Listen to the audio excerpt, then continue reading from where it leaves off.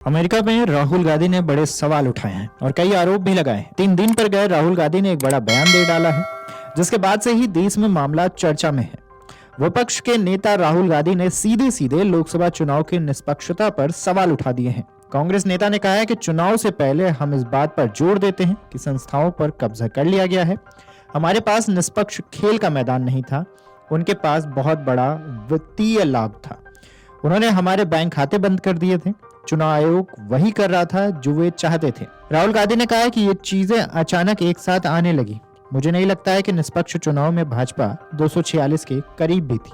इसके आगे राहुल गांधी ने कहा है कि मैं इसे एक स्वतंत्र चुनाव नहीं मानता, मैं इसे एक नियंत्रित चुनाव के रूप में देखता हूं। राहुल गांधी ने कहा है कि पूरा अभियान इस तरह से बनाया गया था कि नरेंद्र मोदी पूरे देश में अपनी बात कह सके।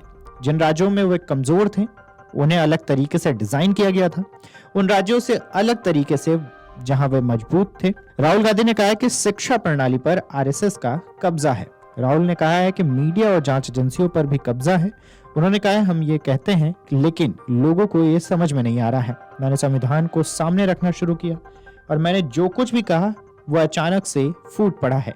गरीब भारत, पीड़ित भारत, भारत ने समझ लिया है कि अगर संविधान खत्म हो गया तो पूरा खेल खत्म हो जाएगा। नेता प्रतिपक्ष ने कहा है कि प्रचार अभियान के आधे समय में मोदी को नहीं लगा कि वे 300-400 के करीब पहुंच गए हैं। जब उन्होंने कहा है कि मैं सीधे भगवान से बात करता हूं तो हमें पता चल गया था, हमें पता था कि हमने उन्हें पूरी तरह से ध्वस्त कर दिया है। हमने इसे मनोवैज्ञानिक पतन के रूप में देखा। नरेंद्र मोदी को सत्ता में लाने वाला गठबंधन टूट गया है। सरकार और 2 या 3 बड़े व्यवसायियों के बीच बहुत बड़ी साठगांठ है। इसके साथ ही उन्होंने कहा है कि ओबीसी और दलितों को धोखा दिया जा रहा है।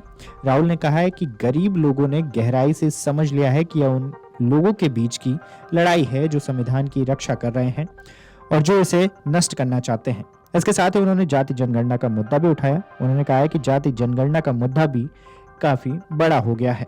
बता दें राहुल गांधी ने यह टिप्पणी वाशिंगटन डीसी के प्रतिष्ठित जॉर्ज टाउन के विश्वविद्यालय में छात्रों से बातचीत करते हुए की है। इसके साथ ही उन्होंने विपक्षी गठबंधन पर भी बोला है। राहुल गांधी ने यह भी कहा है कि इंडिया गठबंधन के सदस्यों में मतभेद थे, लेकिन वे कई बातों पर सहमत थे। हम सहमत हैं कि भारत के संविधान की रक्षा की जानी चाहिए। हमने से अधिकांश जाति जनगणना के विचार पर सहमत हैं।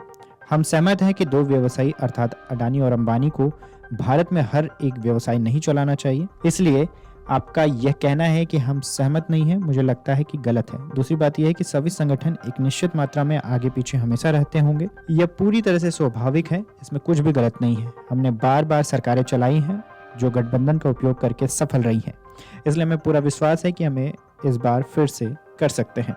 अगर आप ये वीडियो YouTube पर देख रहे हैं तो हमारे चैनल को सब्सक्राइब करें और बेल आइकन को दबाना ना भूलें। अगर आप Facebook पर ये वीडियो देख रहे हैं तो हमारे पेज को लाइक करें।